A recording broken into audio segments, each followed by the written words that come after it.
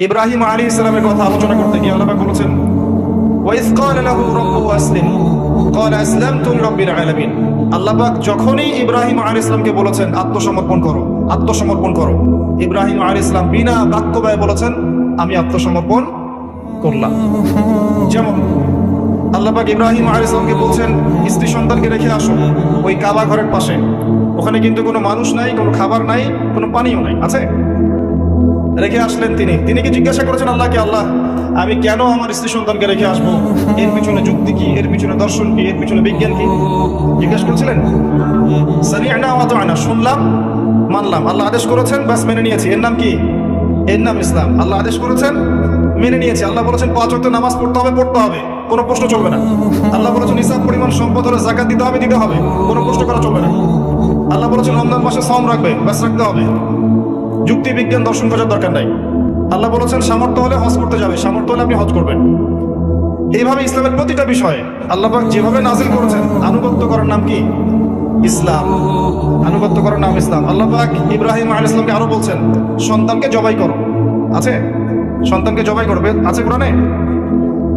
তিনি সন্তানকে ডেকে বলছেন ইয়া বুনাই ইন্নী আরা ফিল মানামি আন্নী আযবাহুকা ফানজুর মাযা তারা। হে আমার সন্তান, আমি স্বপ্নে দেখেছি আমি তোমাকে কুরবানি করছি, তোমার কি রায় তুমি বলো। সন্তান বলছে ইয়া আবাতি ইফআল মা তুমার সাতাজিদুনি ইনশাআল্লাহ মিনাস সাবিরিন। হে আমার বাবা, আপনাকে যে আদেশ করা হয়েছে আপনি তাই করেন, ইনশাআল্লাহ আপনি আমাকে ধৈর্যশীল পাবেন। কে বলছে এই কথা? ইসমাঈল আলাইহিস সালাম, যাকে মানুষ করেছেন তার মা একা, হাজারা আলাইহিস সালাম, একা একটা মা। এই জন্য আমরা বলি একটা মা একটা সমাজকে বদলাতে পারে। যদি মা হাজারা আলাইহিস সালামের মতো হয়, তিনি এমন সন্তান জন্ম দিতে পারবেন যে সন্তান সারা বিশ্ব পাল্টে ফেলবে ইনশাআল্লাহ। বুঝতে পারছেন? তার বাবাকে কিন্তু, তার সন্তান ইসমাঈল আলাইহিস সালামকে কিন্তু তার বাবা মানুষ করেন নাই। আমার কথা মনে বুঝতে পারছেন না? তাকে কিন্তু তার বাবা মানুষ করেননি, তার মা মানুষ করেছেন।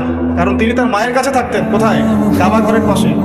এবং আমাদের নবী মুহাম্মদ সাল্লাল্লাহু আলাইহি সাল্লাম ইসমাঈল আলাইহিস সালামের বংশধর। আমরা কিন্তু বনু ইসমাঈল। আর ইব্রাহিম আলাইহিস সালাম থাকতেন ওই যে প্যালেস্টাইনে, আপনার ফিলিস্তিনে, শাম দেশে, সেখানে থাকতেন। সেখানে তার আরেকজন স্ত্রী ছিল, তার নাম সারা আলাইহিস সালাম। তার গর্ভে এক সন্তান হয়েছে, তার নাম কি? ইসহাক আলাইহিস সালাম। তারপরে ইয়াকুব, আস্তে আস্তে বনু ইসরাঈল, দাউদ, সুলাইমান, ইউসুফ সব এই বংশে। নবী মুসা, ঈসা সব এই বংশে। আমাদের নবী মুহাম্মদ সাল্লাল্লাহু আলাইহি সাল্লাম ইসমাঈল আলাইহিস সালামের বংশ। কথা কি বুঝতে পারছেন? তো দেখেন এই যে বাচ্চা ইসমাঈল আলাইহিস সালাম, যার বয়স হবে তখন মাত্র 10 বছর বা 15 বছর, তিনি বলছেন হে আমার আব্বা, আপনি যা স্বপ্ন দেখেছেন, আপনাকে যা আদেশ করা হয়েছে আপনি সেটাই করেন, আমাকে সবরকারী পাবেন ইনশাআল্লাহ। আমাদের এখনকার এই বুদ্ধি প্রতিবন্ধী টিকটক প্রজন্ম এটা করতে পারবে? পারবে? আল্লাহর জন্য যদি ওদের জীবন দেওয়ার প্রশ্ন আসে, পারবে? একটা ক্লিপের জন্য কত কি করছে দেখছেন না? মানুষের কাতারে আর করছে না। ওই যে একটা আমি বারবার বলি, লাহুম কুলুবুন লা ইয়াফকাহুনা বিহা, কলব আছে উপলব্ধি করে না। ওয়া লাহুম আযানুন লা ইয়াসমাউনা বিহা, আল্লাহ পাক কান দিয়েছেন শোনে না, শুনতেই চায় না। ওয়া লাহুম আ'য়ুনুন লা ইউবসিরুনা বিহা, আল্লাহ পাক চোখ দিয়েছেন দেখতেই চায় না। এদেরকে আল্লাহ পাক বলছেন উলাইকা কাল আনআম, এরা হচ্ছে জীবজন্তুর মতো। বাল হুম আদাল, আল্লাহ বলছেন আরো নিকৃষ্ট, বরং আরো নিকৃষ্ট। উলাইকা হুমুল গাফিলুন, এরা গাফিল সম্প্রদায়।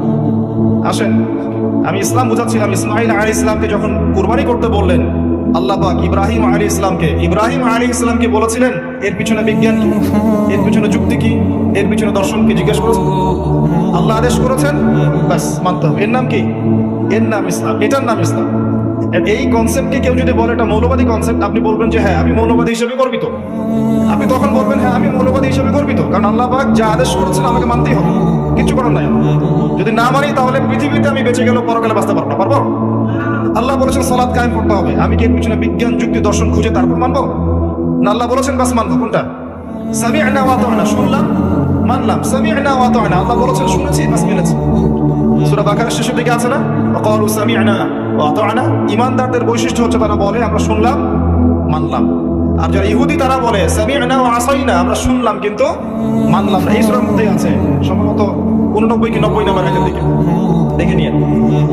তো এখান থেকে আপনাকে ইসলামের সংজ্ঞা বুঝতে হবে যে প্রত্যেক নবী মুসলিম ছিলেন, এবং তখন যে আসমানি কিতাবগুলো নাজিল করা হয়েছিল সেগুলোর আনুগত্যের মধ্যেই শান্তি কামিয়াবি ছিল। কোন নবী অমুসলিম ছিলেন না। ইসলাম কি জিনিস? আল্লাহর আদেশের সামনে আত্মসমর্পণ করে দেয়া, মাথা নত করে ফেলা বিনা কারণেই। হ্যাঁ, প্রতিটা বিষয়ের পিছনে কারণ অবশ্যই আছে। যুক্তি আছে, বিজ্ঞান আছে, দর্শন আছে, কিন্তু সবকিছু আমার বুঝে আসতে হবে জরুরি না। আমার জ্ঞান সীমিত, আল্লাহ পাকের জ্ঞান অসীম। আল্লাহ পাকের জ্ঞান অসীম, আমার সীমিত জ্ঞান আল্লাহর অসীম জ্ঞান কিন্তু ধরতে পারবে? আমার সীমিত জ্ঞান দিয়ে কি আমি আল্লাহ পাকের অসীম জ্ঞানকে যাচাই বাছাই করতে পারবো? পারবো না। এই জন্য সবচেয়ে ভালো বুদ্ধি হচ্ছে সামিআনা ওয়া আতা'না।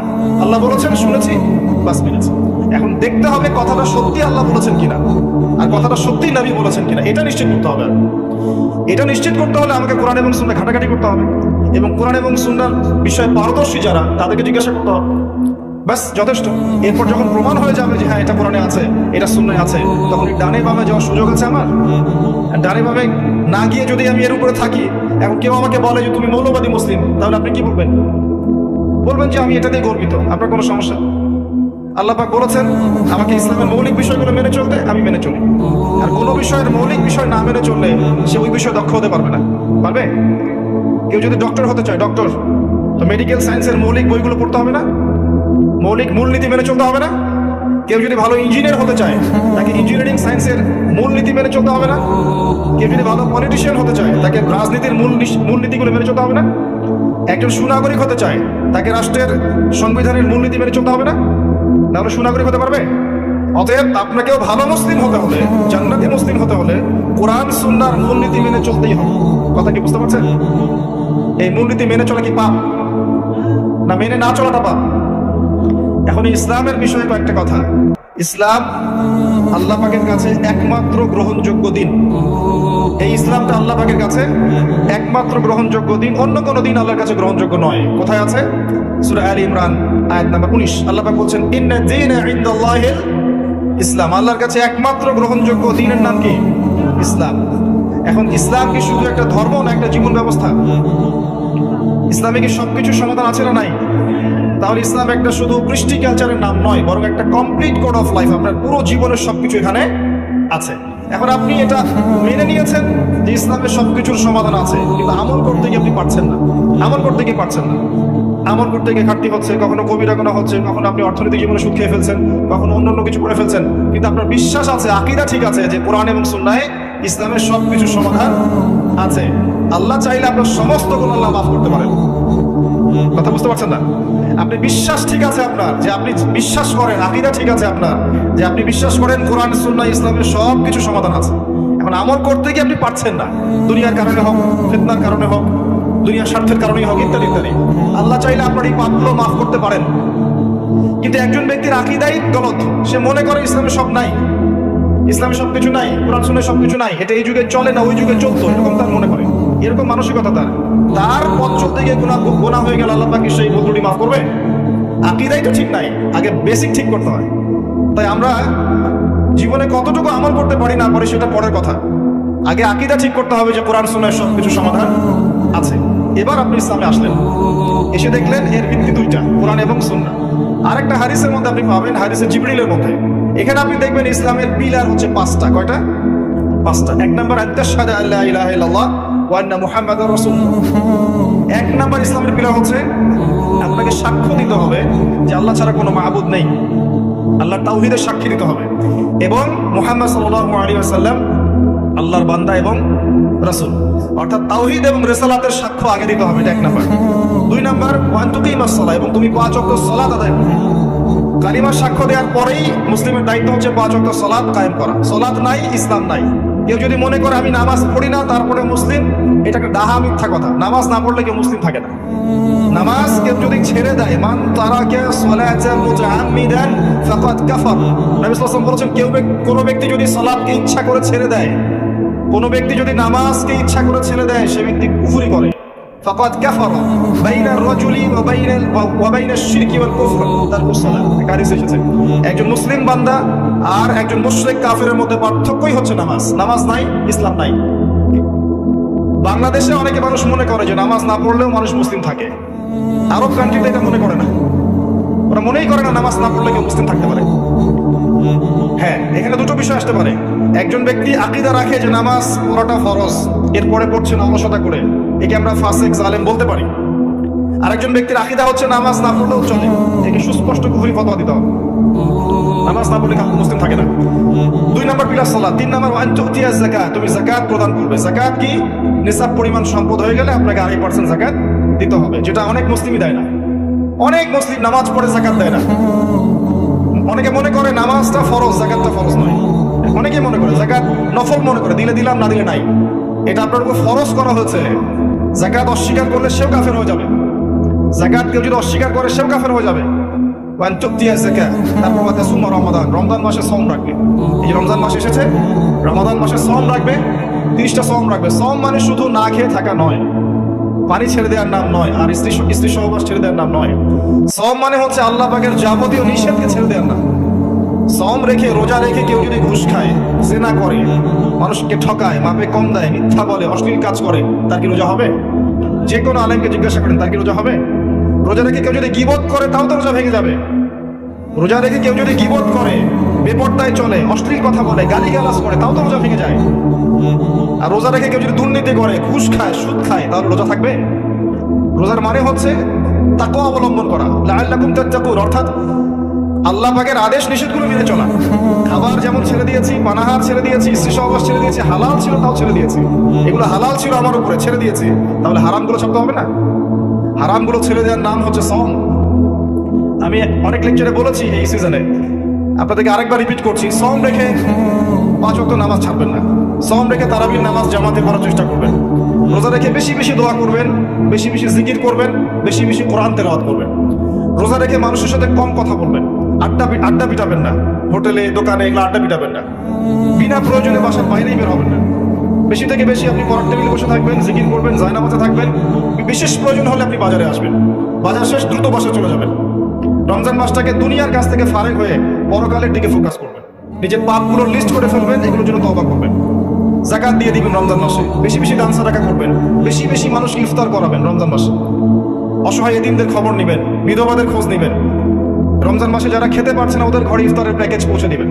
সামাজিকভাবে হোক, সংগঠনের মাধ্যমে হোক, মসজিদের মাধ্যমে, মাদ্রাসার মাধ্যমে হোক, মানুষের ঘরে ঘরে ইফতার পৌঁছে দিবেন। প্রয়োজনে ঈদের বাজার পৌঁছে দিবেন। আমি বলেছিলাম ঈদের বাজার এবং রমজানের বাজার আগেই করে রাখেন। রমজান মাসে বেশি বেশি বাইরে যাবেন না। রোজা রেখে বেশি খাবেন না ইফতারে, রোজা রেখে বেশি বেশি ইফতারে খাবেন না, সেহরিতে বেশি বেশি খাবেন না। লাইলাতুল কদর পাওয়ার চেষ্টা করবেন, শেষের দশক ইতিকাফ করার চেষ্টা করুন মসজিদে। আর যদি এটা না করতে পারেন, তাহলে শেষের দশকের বিজোড় রাতগুলো 21, 23, 25, 27, 29 আপনি বাসায় রাত জাগবেন, পরিবারবর্গকে জাগাবেন। এর মধ্যেই লাইলাতুল কদর আছে। এক রাত ইবাদত করলে আপনি 1000 মাসের নেকি পাবেন ইনশাআল্লাহ।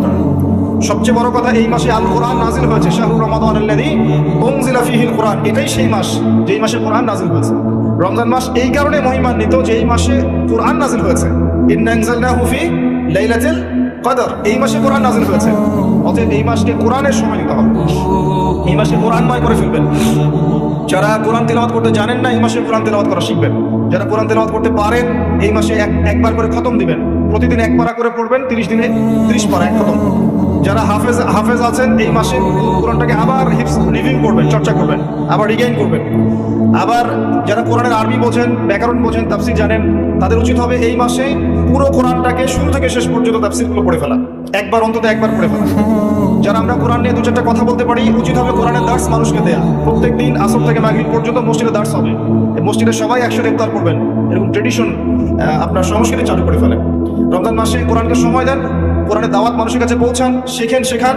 ওই হাদিসের উপর আমল হবে। খায়রুকুম মান তাআল্লামাল কোরআন ওয়া আল্লামাহু, তোমাদের মধ্যে সবচেয়ে শ্রেষ্ঠ ব্যক্তি তারাই যারা কোরআন নিজে শেখে অপরকে শেখায়। রমাদান মাসে এগুলো করতে হয়। এভাবে রমজানকে উপভোগ করতে পারেন, তখন দেখবেন ঈদের দিন আপনি ফিল করছেন যে আল্লাহ পাক আপনাকে মাফ করে দিয়েছেন ইনশাআল্লাহ। কাকে আল্লাহ মাফ করবেন? এই যে আয়াত আছে কোরআনে, ক্বাদ আফলাহা মান তাযাক্কা ওয়া যাকারা ইসমা রাব্বিহি ফাসাল্লা। ক্বাদ আফলাহা মান তাযাক্কা, সেই ব্যক্তি সফল হয়েছে যেই ব্যক্তি আত্মশুদ্ধি অর্জন করেছে। রমজান মাসে এই আমলগুলো করার মধ্য দিয়ে আত্মশুদ্ধি অর্জন করেছে। ওয়া যাকারা ইসমা রাব্বিহি ফাসাল্লা, এবং সকালবেলা উঠে, ঈদের দিন সকালে উঠে আল্লাহর, তোমার রবের নাম স্মরণ করতে করতে ঈদগাহে গিয়েছে সালাত আদায় করার জন্য। ওয়া যাকারা ইসমা রাব্বিহি ফাসাল্লা। আমরা বলি না আল্লাহু আকবার, আল্লাহু আকবার, লা ইলাহা ইল্লাল্লাহ, আল্লাহু আকবার, আল্লাহু আকবার, ওয়ালিল্লাহিল হামদ। এটা বলতে বলতে গিয়েছে ঈদগাহে, সারা মাস এই আমলগুলো করেছে, পুরো আত্মশুদ্ধি অর্জন করেছে। সকালবেলা ঈদের তাকবীর পড়তে পড়তে সালাত আদায় করতে গিয়েছে। এই ব্যক্তির জন্য ঈদের খুশি। কার জন্য ঈদের খুশি? যে রোজা রেখে বেপরদায় চলেছে, এর জন্য খুশি? রোজা রেখেছে, দুর্নীতি করেছে, রোজা রেখে ঘুষ খেয়েছে, সুদ খেয়েছে, জেনা করেছে, মিক্সিং করেছে, হারাম খেয়েছে, মাপে কম দিয়েছে, এর জন্য ঈদের খুশি? এদের সাথে কি সম্পর্ক রমজানের সময়? এদের সাথে তাকওয়ার কি সম্পর্ক? কুতিবা আলাইকুমুস সিয়াম কামা কুতিবা আলাল লাযিনা মিন ক্বাবলিকুম লাআল্লাকুম তাত্তাকুন। এই কারণে সওম ফরজ করা হয়েছে যাতে করে তাকওয়া অবলম্বন করতে পারো। ঠিক তোমাদের পূর্ববর্তীদের উপরেও সিয়ামকে ফরজ করা হয়েছিল একটা উদ্দেশ্য, লাআল্লাকুম তাত্তাকুন, যাতে করে তোমরা তাকওয়া অবলম্বন করতে পারো। ওই যে প্রথমে একটা বলেছে ইত্তাকুল্লাহা হাক্কা তুকাতিহি ওয়া লা তামুতুন্না ইল্লা ওয়া আনতুম মুসলিমুন, হে মুমিনগণ তোমরা তাকওয়া অবলম্বন করো এবং পরিপূর্ণ মুসলিম না হয়ে মৃত্যুবরণ করো না। এটা 4 নম্বর পিলার। আর 5 নম্বর হচ্ছে সামর্থ্য হয়ে গেলে হজ করবে। সামর্থ্য না হলে হজ করা আপনার উপরে ফরজ নয়। আলহাজ টাইটেলের জন্য হজ করতে হবে না, সামর্থ্য হয়ে গেছে এখন হজ করবেন। আর হজে গিয়ে আনুষ্ঠানিকতা শেখার চাইতে ইব্রাহিম আলাইহিস সালাম হজের প্রতিটা কাজের বেশিরভাগের সাথেই ইব্রাহিম আলাইহিস সালামের সুন্নাহ জড়িত আছে। কাবা ঘর কে নির্মাণ করেছেন? বাপ বেটা ইব্রাহিম আলাইহিস সালাম, ইসমাঈল আলাইহিস সালাম। সাফা মারওয়া সাই করেন কার সুন্নাহ এটা? ওই যে হাজরা আলাইহিস সালাম, একজন মায়ের সুন্নাহ। সন্তানকে পানি পান করানোর জন্য এক পাহাড় থেকে আরেক পাহাড় দৌড়ে বেরিয়েছেন 7 বার। আল্লাহ পাকের কাছে এত ভালো লেগেছে কাজটা, আল্লাহ পাক কিয়ামত পর্যন্ত রেখে দিয়েছেন। ওই যে শয়তানকে পাথর মারা কার সুন্নাহ? ইব্রাহিম আলাইহিস সালাম। তারপরে আমরা কি করি? হাজারে মাকাম ইব্রাহিমে নামাজ পড়ি না 2 রাকাত, ওটা কার? মাকাম ইব্রাহিম কার সুন্নাহ? জামজাম কূপ কার সুন্নাহ? এগুলো সব কিছুর সাথে দেখবেন ইব্রাহিম পরিবারের স্মৃতি জড়িত আছে। ওখানে গিয়ে ইব্রাহিমী তাওহীদের চেতনা শিখে আসতে হয়, এটা হজের শিক্ষা। আর আমরা ওখানে গিয়ে আলহাজ টাইটেল নিয়ে আসি, এখানে পোস্টার বানিয়ে নাম লিখে দিই আমি আলহাজ, তাই না? এসব রিয়া ছেড়ে দেন। রিয়া অহংকার থেকে আল্লাহ পাক আমাদেরকে বের হয়ে আসার তৌফিক দান করুন, আমিন। ইসলামের এই 5 পিলার, এই 5 পিলারকে নিয়েই দিন ইসলাম, যেটা জীবনের প্রতিটা বিষয়ের সমাধানে পরিপূর্ণ। আল্লাহ পাক এখন বলছেন একই সূরায়, সূরা আল ইমরানের মধ্যেই 83 এবং 85 নম্বর আয়াতে আল্লাহ পাক আরো বলছেন ওয়া মান ইয়াবতাগি গায়রাল ইসলামি দীনান ফালা ইউকবাল মিন। এই পরিপূর্ণ দ্বীন ইসলাম বাদ দিয়ে কেউ যদি অন্য কোনো দ্বীন তালাশ করে, অন্য কোনো জীবন ব্যবস্থা তালাশ করে, অন্য কোনো দর্শন তালাশ করে, ফালা ইউকবাল মিন, তার কাছ থেকে কোশ্চিন কালেও কোনো আমল কবুল করা হবে না। ওয়া হুয়া ফিল আখিরাতি মিনাল খাসিরিন, এবং সে পরকালে ক্ষতিগ্রস্তদের অন্তর্ভুক্ত হবে। তাহলে ইসলাম ছাড়া অন্য দিন চলবে? যারা অন্য দিনের মধ্যে আছে তাদের প্রতি আমরা দাওয়াত পেশ করব এভাবে, বিনয়ের সাথে, নম্রতার সাথে এবং মাউইযাতিল হাসানার সাথে। প্রিয় মুসলিম ভাই ও বোন, আপনি আল্লাহর ওয়াস্তে একটা বার কোরআন এবং সুন্নাহকে স্টাডি করেন। আমার রিকোয়েস্ট, আপনি মৃত্যুর আগে অন্তত একটা বার কোরআন এবং সুন্নাহকে অর্থ সহ পড়েন। পড়ার পরে যদি আপনার কাছে মনে হয় যে সত্যি কোরআন এবং সুন্নাহর মধ্যে সমস্ত বিষয়ের সমাধান আছে, তাহলে আর দেরি করবেন না, অনতি বিলম্বে আল্লাহর সামনে আত্মসমর্পণ করে মুসলিম হয়ে যান। আপনাকে আল্লাহ পাক এই সুযোগ নাও দিতে পারেন পরবর্তীতে। যদি আপনি জেনে যান এটাই সত্য, আপনার মনের মধ্যে আল্লাহর পক্ষ থেকে হেদায়েত চলে আসে, এটাই সত্য, এর মধ্যে সবকিছু সমাধান আছে, আর আল্লাহ ছাড়া এমন কোনো সত্তা নাই যিনি সবকিছুর সমাধান একটা কিতাবে নাযিল করতে পারেন, এটা যদি আপনি বিশ্বাস হয়ে যায়, আপনি আল্লাহর সামনে আত্মসমর্পণ করে মুসলিম হয়ে যাবেন ইনশাআল্লাহ তাআলা। দুনিয়াতে আপনি কিছু পান বা না পান, পরকালে আল্লাহ পাক আপনাকে জান্নাত দিবেন ইনশাআল্লাহ। আল্লাহ পাক কবুল করুন। আমাদের অমুসলিম ভাই বোনদেরকে আল্লাহ পাক হেদায়েত দান করুন, ইসলামের ছায়াতলে আসার তৌফিক দান করুন, এবং আমাদেরকেও বেশি বেশি তাদের ঘরে ইসলামের দাওয়াত পৌঁছে দেওয়ার তৌফিক দান করুন। আমরা এই দাওয়াতি কাজ ছেড়ে দিয়েছি বলে আপনার আমার ঘরে দেখবেন অন্য কিতাব ঢুকছে, এখন ঢুকছে না? আমরা কোরআন অন্যের ঘরে ঢুকানো বন্ধ করেছি, অন্যের ঘর থেকে অন্য কিতাব আমাদের ঘরে ঢুকছে না এখন? খবর তো জানেন না আপনারা, কত মানুষ দিন দিন বাংলাদেশে অমুসলিম হচ্ছে আপনি জানেন? খবর আছে আপনার? খবর থাকবে কি হবে? ওরা তো আর আমাদের মতো শোডাউন করে না। একজনকে যদি মুসলিম থেকে খ্রিস্টান বানায়, তারা ফেসবুক লাইভে এসে বলে না যে আজকে আমি খ্রিস্টান বানিয়েছি, একজন অমুককে আমি খ্রিস্টান বানিয়েছি। এই সেলফি একটা তুলে দেয় না যে অমুককে আজকে খ্রিস্টান বানালাম। যে কাজগুলো আমরা করি আর কি, বুদ্ধিবৃত্তিক ভাবে আমরা পরাজিত। আমাদের কোনো ইস্যু লাগে না, বিনা ইস্যুতে অনলাইন তোলপার। ইস্যু থাকলেও তো মাশাআল্লাহর কোনো কথাই নাই, ইস্যু না থাকলেও তৈরি করে অনলাইন তোলপার। আর আমরা যতটা না করি তার চেয়ে বেশি ফাটাই বেড়াই। আর তারা কাজ করতে থাকে, মানুষকে বলে না, নীরবে কাজ করতে থাকে। আস্তে আস্তে দেখতে থাকেন ভবিষ্যতে কি হয়। আল্লাহ পাক আমাদেরকে রক্ষা করুন, আমিন। যে বিষয়টা বলছিলাম, আমি এখান থেকে আলোচনা শেষের দিকে আসছি। এই ইসলাম আমার কাছে একমাত্র গ্রহণযোগ্য দিন। এটা ছাড়া অন্য কোনো দিন কেউ যদি তালাশ করে, কোশ্চিন কালেও তার কাছ থেকে কবুল করা হবে না। এখন আমি বলতে চাচ্ছিলাম যে প্রত্যেক যুগে যুগেই আল্লাহ পাক যে নবী রাসূলগণকে প্রেরণ করেছেন, সবাই কি ছিলেন? সবাই মুসলিম ছিলেন। এবং সর্বশেষ নবী মুহাম্মদ সাল্লাল্লাহু আলাইহি ওয়াসাল্লাম, তার কাছে আল্লাহ পাক 23 বছরে আল কোরআন নাযিল করেছেন। কত বছরে? তার 13 বছর মক্কায়, বাকি 10 বছর মদিনায়। এই 23 বছর, এই 23 বছরে আইয়ামে জাহিলিয়াতের মধ্যে অনেক পাপ ছিল, কিন্তু সেখানে শিরিক ছিল, আপনার সুদ ছিল, আপনার জেনা ব্যভিচার ছিল, মাদক ছিল, নারীর অবমাননা ছিল, গোত্রীয় হানাহানি কাটাকাটি, অনেক অনেক পাপের মহামারী ছিল এক কথায় আইয়ামে জাহিলিয়াতের মধ্যে। মাত্র 23 বছরের ব্যবধানে কোরআন এবং সুন্নাহর দাওয়াতের মধ্য দিয়ে নবী করিম সাল্লাল্লাহু আলাইহি ওয়াসাল্লাম এই পুরো আরবকেই পরিবর্তন করে দিয়েছেন। বলেন সুবহানাল্লাহ। 23 বছর পরে আপনি এখানে কোনো শিরক পাচ্ছেন না, কোনো শিরক নাই, কোনো বেদাত নাই, কোনো হারাম নাই, সুদ নাই, জেনা নাই, নারীর অবমাননাও নাই, গোত্রীয় হানাহানি কিছু নাই। মাত্র 23 বছর। এবার আমাকে বলেন, সেই আল্লাহ কি মারা গেছেন? নাউযুবিল্লাহ। সেই কিতাব কি নাই? সেই নবীর সুন্নাহ কি এখনো নাই? তাহলে সমস্যাটা কোথায়? আমরা জাহিলিয়াত দূর করতে পারছি না কেন? সমস্যাটা কোথায়? আল্লাহ আছেন, সেই কিতাবও এখন আমাদের কাছে আছে, সেই নবীর সুন্নাহ আমাদের কাছে আছে, আছে না? কিন্তু সমস্যাগুলো কোথায়? আমরা কি কারণে পরিবর্তন করতে পারছি না? আমি আমার ক্ষুদ্র জ্ঞানে আপনাকে একটা সমস্যা বলছি এবং ক্ষুদ্র জ্ঞানে একটা সলিউশন বলছি। আমি যা বলছি এটা চূড়ান্ত নয়। এরপরে এমন অনেক মানুষ আসবে ইনশাআল্লাহ যারা আরো ভালো সলিউশন দিতে পারবে। আমরা কিছুই না, বরং আমি এখানে যা বলছি অডিয়েন্সের মধ্যে এমন মানুষ থাকতে পারেন, অবশ্যই আছেন, যিনি আমার চেয়ে বেশি ভালো বোঝেন। জি, এটাই বাস্তবতা। এই চেয়ারগুলোতে যারা বসে তার চেয়ে অনেক জ্ঞানী মানুষ এই অডিয়েন্সের মধ্যে থাকে, থাকে না? থাকে। এখন ক্ষুদ্র জ্ঞানে আমি কিছু প্রবলেম বলছি, কি কারণে হচ্ছে না? 1 নাম্বার হচ্ছে পড়াশোনার স্বল্পতা, জ্ঞানের স্বল্পতা। আমরা পরিপূর্ণ একটা কনস্ট্রাকটিভ সিলেবাসে পড়াশোনা করতে পারছি না। মুসলিমদের কথা বলছি, আমি আমাদের সমস্যার কথা বলছি। আমি অমুসলিমদের দিকে আঙুল তুলিনি। ইসলামের শত্রুরা কি করছে ওই দিকে আমি দেখতে যাচ্ছি না এখন। আমি আমাদের প্রবলেমের কথা বলছি। আমরা পরিপূর্ণ সিলেবাস অনুযায়ী পড়াশোনা করতে পারছি না। আপনি খেয়াল করে দেখেন, আপনি জেনারেল লাইনে পড়েছেন 20 বছর, 25 বছর, আপনি কি 25টা সূরা জানেন? অনেস্টলি বলেন, 25টা সূরা অর্থ সহ বলতে পারবেন? নাম বলতে পারবেন 25টা সূরা? 25 জন নবী রাসূলের নাম জানেন? 25 জন সাহাবীর নাম জানেন?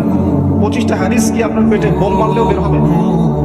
আপনি 25 বছর পড়েছেন, আমরা পড়ি নাই? 20 বছর, 25 বছর, যারা মাস্টার্স করেছেন, BBA করেছেন, ডক্টরেট করেছেন, পড়েন নাই? নিজেকে অনেস্টলি প্রশ্ন করেন, তাহলে আপনি কি করলেন 25 বছর? কিসের পিছনে ছুটলেন? একটা সার্টিফিকেট পেয়েছেন, একটা ভালো জব পেয়েছেন, আপনার বাড়ি হয়েছে, আপনার গাড়ি হয়েছে, আপনার স্ট্যাটাস হয়েছে, আপনার সুন্দর স্ত্রী আছে, এটাই কি যথেষ্ট আপনার জন্য? এই জন্যই কি দুনিয়াতে এসেছি আমরা ভাই? এটা নিয়ে চিন্তা করেন। আবার যারা মাদ্রাসা লাইনে পড়ছি তারা সৌভাগ্যবান, তারা অ্যাটলিস্ট কোরআন এবং সুন্নাহর গভীর জ্ঞান অর্জন করছে, তাই না? কিন্তু এখানে কি হিস্ট্রির যথেষ্ট বই আছে? ইতিহাস, ইসলামের ইতিহাস, world history, geopolitics, economics, philosophy, যে সাবজেক্টগুলো মুসলিমরাই জন্ম দিয়েছে। সায়েন্স, সায়েন্সের জনক কারা? মুসলিম না মুসলিমরা? সায়েন্সের জনক আমরা, এটা বলতে আপনি কি ভয় পান? সায়েন্সের জনক কারা? আল-কেমির নাম শুনেছেন? শুনেছেন? জাবর ইবনে হাইয়ানের নাম শুনেছেন? ইবনে সিনার নাম শুনেছেন? ইনারা তো আপনার এই যে মেডিকেল সায়েন্স, কেমিস্ট্রি, এগুলো জনক, ম্যাথামেটিক্সের জনক। তো আমরা পিছিয়ে পড়লাম কেন? এখন কি আমরা শুধু কোরআন এবং সুন্নাহ এর মধ্যেই পড়ে থাকবো, নাকি সমসাময়িক উপকারী জ্ঞানগুলোর দরকার আছে? দরকার নাই? প্রযুক্তিগত জ্ঞানের দরকার নাই? আমার ভাষাগত জ্ঞানের দরকার নাই? আমার অর্থনীতির জ্ঞানের দরকার নাই? আমার জিওপলিটিক্স, ওয়ার্ল্ড অ্যাফেয়ার্স বুঝতে হবে না? ওয়ার্ল্ড পলিটিক্স বুঝতে হবে না? পলিটিক্যাল সায়েন্সের জ্ঞানের দরকার নাই? এই সাবজেক্টগুলো কি সেকুলার সাবজেক্ট না ইসলামিক সাবজেক্ট? এই সাবজেক্টগুলোকে কারা সেকুলার সাবজেক্ট বলছেন? অহেতুক। এটা অহেতুক কথা, এটা সেকুলার সাবজেক্ট নয়। এই সাবজেক্টগুলো আমাদের কোরআন সুন্নাহকে ডিল করতে সাহায্য করে। এই সাবজেক্টগুলো দিয়ে যখন আপনি কোরআন সুন্নাহকে ঘাটাঘাটি করে ডিল করবেন, তখন আপনি হবেন এই বিশ্বের সবচেয়ে বড় আলেম ইনশাআল্লাহ। তাই হবেন না? একজন ব্যক্তি যার কাছে এই সবগুলো বিষয়ের জ্ঞান আছে এবং কোরআন সুন্নাহরও জ্ঞান আছে, এই ব্যক্তির জ্ঞান কি 8-10 জনের চেয়ে সমান হবে? বলেন তো, এই ব্যক্তির জ্ঞান কি 8-10 জনের মতো হবে? নিঃসন্দেহে সে এগিয়ে আছে না? এগিয়ে আছে। তো আমরা এই জায়গায় জ্ঞান অর্জনে অনেক ক্ষেত্রেই ব্যর্থ হয়েছি। এটা মানেন আর না মানেন, এটাই সত্য কথা। অ্যাটলিস্ট আমি আমার বাসিরা দিয়ে এটাই দেখছি। আমি ভুল হতে পারি, ভুল হলে আল্লাহ আমাকে মাফ করুক, সঠিক হলে আল্লাহ আমাকে আমার কথাগুলো আপনাদের কলিজায় পৌঁছে দিন। এখন পরিবর্তন সুযোগ নেই। এখন এমন একটা সিস্টেমে আপনি পড়ে গেছেন, এখানে আপনি পরিবর্তন করতে পারছেন না। এখন কি করবেন? এখন অপশন হচ্ছে, আপনার কাছে অল্প অপশন আছে। এক, জেনারেল লাইনে যারা পড়ছেন এখানে পড়াশোনা করতেই থাকেন, পাশাপাশি আপনি আলেম ওলামার সহবতে গিয়ে একটা একটা করে সাবজেক্ট শেষ করতে থাকেন। কোরআন, অ্যারাবিক ল্যাঙ্গুয়েজ, আরবি সাহিত্য, আরবি গ্রামার, হাদিস, ফিকহ, একটা একটা করে সাবজেক্ট পড়তে থাকেন তাদের কাছে। আগে কিন্তু সলফে সালিন এভাবেই পড়াশোনা করতেন। কারো কাছে কোরআন শিখেছেন, কারো কাছে তাফসীর, কারো কাছে উসুল, কারো কাছে আরবি ভাষা, কারো কাছে হাদিস, এভাবে না? নাকি তারা মাদ্রাসা পড়তেন? তখন কি মাদ্রাসা ছিল? একজন একজন করে আলেমের কাছে গিয়ে গিয়ে তার এক একটা সাবজেক্ট শিখতেন। এটা এখনো চালু করা সম্ভব, এটা আপনারা প্রুফে নেন। এছাড়া জেনারেল ভাইদের দিন শেখার কোনো একটা সুযোগ নাই। কিন্তু আপনি কি আবার মাদ্রাসায় পড়তে পারবেন? 20 বছর তো শেষ, আবার কি মাদ্রাসায় পড়তে পারবেন? পারবেন না। এই হচ্ছে সমস্যা। তো সমস্যাগুলো ফাইন্ড আউট করেন। প্রথম সমস্যা জ্ঞানতাত্ত্বিক সমস্যা, এবং আরেকটা বড় সমস্যা হচ্ছে কোরআন সুন্নাহর জ্ঞান হাতে নিয়েও আমি বিশ্বকে চ্যালেঞ্জ করতে পারি নাই। যখন আমি কোরআন সুন্নাহর আংশিক জ্ঞান অর্জন করেছি এবং এর সাথে সমসাময়িক উপকারী জ্ঞানগুলো অর্জন করি নাই, তখন এই জ্ঞান দিয়ে আপনি বিশ্বকে চ্যালেঞ্জ করতে পারছেন না, বরং বিশ্বের কুফরি শক্তিগুলো আপনাকে চ্যালেঞ্জ করে বসছে। তাই হচ্ছে না? এটা 1 নম্বর সমস্যা। 2 নম্বর সমস্যা হচ্ছে আমাদের জানা অনুযায়ী আমলের অভাব আছে। আমরা জানি অনেক কিছুই হয়তো বা, কিন্তু আমল করি না। জানা অনুযায়ী আমলের যথেষ্ট ঘাটতি আছে আমাদের মধ্যে। আল্লাহ পাক এটাকে দূর করার তৌফিক দান করুন। 3 নম্বর সমস্যা হচ্ছে আমাদের আত্মশুদ্ধির ঘাটতি আছে। ভিতরটা পরিষ্কার না। ভিতর বলতে কলব বোঝাচ্ছি, কলব। দেহটা অনেক পরিষ্কার পরিচ্ছন্ন ঠিকঠাক পরিপাটি হতে পারে, কলবটা পরিষ্কার না। কলবে নোংরা হিংসা দিয়ে ভর্তি, কলবের মধ্যে গীবত দিয়ে ভর্তি, পরশ্রী কাতরতা দিয়ে ভর্তি, অহংকার দিয়ে ভর্তি, রিয়া দিয়ে ভর্তি, দুনিয়ার লোভ লালসা দিয়ে ভর্তি। এবং ভিতরে ভিতরে ইউসুফের ভাই হয়ে বসে আছে, ভিতরে ভিতরে ওই যে হাবিল আর কাবিল হয়ে বসে আছে। তো আত্মশুদ্ধি একটা বড় শর্ত ছিল। আত্মশুদ্ধির ক্ষেত্রে ঘাটতি আছে। আল্লাহ পাক আত্মশুদ্ধি অর্জন করার তৌফিক দান করুন। এটা একটা সমস্যা। একটা সমস্যা হচ্ছে হারাম রিজিক। আমাদের ম্যাক্সিমাম রিজিকের মধ্যে সুদ ঢুকেছে। এখন সুদ ঢুকেছে, ঘুষ ঢুকে গেছে, হারাম ঢুকেছে, ঠকানো মাল ঢুকেছে, মাপে কম দেওয়ার মাল ঢুকেছে, ব্যবসায় সিন্ডিকেটের মাল ঢুকেছে, আমাদের রিজিকের মধ্যে হারাম ঢুকেছে। এই জন্য ইবাদত কবুল হচ্ছে না। অজু করেছি, অজুটা হয় নাই, নামাজটা কবুল হবে? বলেন তো, নামাজটা কবুল হবে? অজু করেছেন, অজু ঠিক নাই, অজু হয়নি, আপনি পরিষ্কার করে অজু করেন নাই আপনি। এখন এই অজু দিয়ে কি নামাজ হবে? এখন আপনি রিজিক খাচ্ছেন হারাম, হারাম রিজিক দিয়ে কি ইবাদত কবুল হবে? উত্তর দেন। এগুলো সমস্যা। আরো সমস্যা হচ্ছে পারিবারিক আদর্শ ঠিক নাই। দেখেন আমাদের ম্যাক্সিমাম পরিবারগুলোর দিকে তাকান, জাহান্নামের টুকরা এক একটা। পরিবারের মধ্যে না আছে তাওহীদ, না আছে সুন্নাহ, না আছে ইসলামিক সংস্কৃতি, না বাচ্চা কাচ্চারা জানে জীবনের উদ্দেশ্য কি।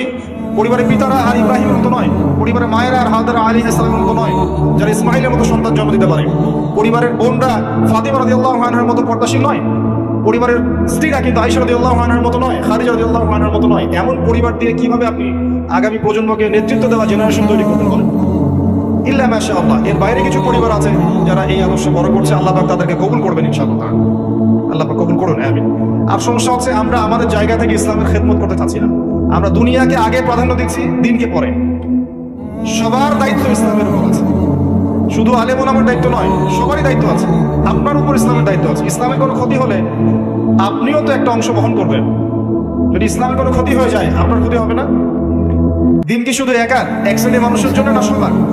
এই দিনের প্রতি মহব্বত সবার থাকা উচিত নয়? আল্লাহ পাক সবাইকেই কিছু না কিছু প্রতিভা দিয়েছেন। যে ব্যক্তি একজন পলিটিশিয়ান, সে সেখান থেকে দিনের খেদমত করতে পারবে না? যে ব্যক্তি একজন প্রশাসনের কর্মকর্তা, সেখান থেকে সে ইসলামের খেদমত করতে পারবে না? যে ব্যক্তি একজন ডক্টর, সে সেখান থেকে পারবে। একজন ব্যবসায়ী সেখান থেকে পারবে, একজন আলেম সেখান থেকে পারবে। যে যার জায়গা থেকে দিনের খেদমত করতে পারবে না? আমরা কিন্তু এখানে দায়িত্ব ছেড়ে দিচ্ছি, মনে করছি দায়িত্ব শুধু ওলামায়ে কেরামের হাতেই, বা দায়িত্ব এক শ্রেণীর মানুষের জন্যই, আর বাকিরা সমালোচনায় ব্যস্ত আছে। কেউ কাজ করছে, ওই কাজের সমালোচনায় ব্যস্ত আছে। আপনি নিজে করেন না ভাই, নিজে আসেন, নিজে একটা বই লিখেন। ফেসবুকে কিবোর্ড মুজাহিদ হওয়ার চাইতে নিজে একটা বই লিখেন, নিজে একটা লেকচার দেন, নিজে 10টা বছর পড়েন, আরবি ব্যাকরণগুলো পড়েন, উসুলের বইগুলো পড়েন, ক্লাসিক্যাল মাদ্রাসার বইগুলো পড়েন। আপনি উলামায়ে কেরামের কাছে যান, কোরআন পড়া শেখেন। আগে বিশুদ্ধ করে কোরআনটা তেলাওয়াত করতে শিখেন। বড় বড় অনলাইনে কথা বলার আগে বিশুদ্ধ করে কোরআনটা তেলাওয়াত করতে শিখেন। এই উম্মার জন্য কিছু করেন। মানুষের দিকে আঙ্গুল তোলা সহজ, আর যারা কাজ করে ওদের দিকে আঙ্গুল তোলা সহজ। নিজে কাজ করাটা সহজ নয়। একটা বইয়ের জন্য কলম ধরিয়ে দেন, তারপর দেখেন না কয়টা লাইন বের হয়। একটা চেয়ারে বসায় দেন, তারপর দেখেন কয়টা লাইন বের হয় মুখ দিয়ে। কত কনস্ট্রাকটিভ লেকচার দিতে পারে, নির্ভুল ভাবে, একটা ভুল হবে না। এমন কোনো মানুষ আছে পৃথিবীতে যার ভুল হবে না? এমন কোনো মানুষ পৃথিবীতে আছে যার ভুল হবে না? যে ভুল ধরছে ওর কি ভুল হয় না? সে কি তার ভুল ধরেছে কখনো? তার মানে ইন্টেনশনের সমস্যা আছে। সবার উচিত নিজ নিজ ভুল ধরা। ইসলামের দায়িত্ব কি এক শ্রেণীর মানুষের জন্যই, না সবার জন্যে? সবাই সবার জায়গা থেকে করলে পরে দিনের বিজয় হবে, অযথা অন্যথায় হবে না। সবাই সবার জায়গা থেকে করলে পরে দিনের বিজয় হবে। আল্লাহ পাক আমাদের সবাইকে যার যার জায়গা থেকে দিনের খেদমত করার তৌফিক দান। অন্যের দিকে চোখ দেওয়ার আগে নিজে আমি দিনের জন্য কি করছি এটা ভাবার তৌফিক দান। আমি কতটুকু দান সদকা করি, আমি কতটুকু সালাত আদায় করি নামাজে 5 ওয়াক্ত জামাতের সাথে, আমি কতবার কোরআন তেলাওয়াত করেছি, আমি কয়টা সূরা হিফজ করেছি, আমি কয়টা হাদিস জানি, আমি কয়টা ক্লাসিক্যাল বই পড়েছি, আমি দিনের জন্য কি বলেছি, কতদিন, কতটুকু দাওয়াত দিয়েছি, কতটুকু লিখেছি, কতটুকু মুজাহাদা করেছি, দিনের জন্য আমি কি করেছি, আল্লাহর জমিন আল্লাহ দিন কায়েমের জন্য আমি কি করেছি, এটা ভাবার তৌফিক সবাইকে আল্লাহ পাক দান। অন্যের দিকে চোখ দেওয়া বন্ধ করেন, আগে নিজের দিকে চোখ দেন। নিজের দিকে চোখ দেন, আয়নার সামনে দাঁড়ান। যদি বিবেকবান হন, আয়না আপনাকে বলে দেবে আপনি কতটুকু স্বচ্ছ আর কতটুকু অস্বচ্ছ। আল্লাহ পাক আমাদেরকে বোঝার তৌফিক দান করুন, আমিন। প্রিয় ভাইরা, আমি আজকে লেকচার লম্বা করতে পারছি না, আমি অত্যন্ত দুঃখিত, আমাকে ক্ষমা করবেন। আমি ফিজিক্যালি একটু অসুস্থ, মানসিকভাবেও কিছুটা অসুস্থ, আর আমাকে আরেকটা জায়গায় যেতে হবে। যদি না যাই তাহলে তাদের প্রোগ্রামটা আজকে নষ্ট হয়ে যাবে। আমি আপনাদের কাছে ওয়াদা করছি ইনশাআল্লাহ তাআলা আগামীতে এই নেক্সট যে সিজন আসছে ইনশাআল্লাহ আমি আপনাদেরকে লম্বা সময় দেবো ইনশাআল্লাহ তাআলা। ইনশাআল্লাহ তাআলা নেক্সট সিজনে আমি আপনাদেরকে লম্বা সময় দেওয়ার চেষ্টা করবো ইনশাআল্লাহ তাআলা। আল্লাহ পাক যেন তাকদীরে রাখেন, আবারও দেখা হবে ইনশাআল্লাহ তাআলা। আমি এই বলে আলোচনা গুটিয়ে নিচ্ছি যে আল্লাহ রাব্বুল আলামিন এই দিন ইসলামটাকে আমাদের কাছে আমানত হিসেবে পাঠিয়েছেন, এবং আমি আপনাকে ফাইন্ড আউট করে দেখালাম যে সমস্যাগুলো কোন কোন জায়গায়। আমি জাস্ট আপনাকে সলিউশনগুলো বলবো কয়েকটা জায়গায়।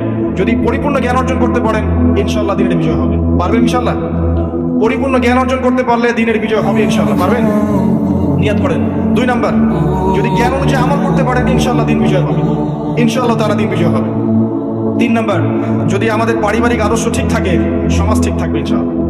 4 নাম্বার, আমাদের রিজিক যদি হালাল হয় আমাদের দোয়া আল্লাহর দরবারে কবুল হবে ইনশাআল্লাহ। আমাদের প্রত্যেকের মধ্যে যদি এই জজবা থাকে যে আমি আমার জান মাল সময় শ্রম দিয়ে দিন ইসলামের জন্য কাজ করব, এই ছোট ছোট প্রচেষ্টাগুলো যখন একসাথে হবে দেখবেন ইনশাআল্লাহ আল্লাহ পাকের জমিনে আল্লাহ পাকের পতাকা পথ করে উঠছে ইনশাআল্লাহ তাআলা।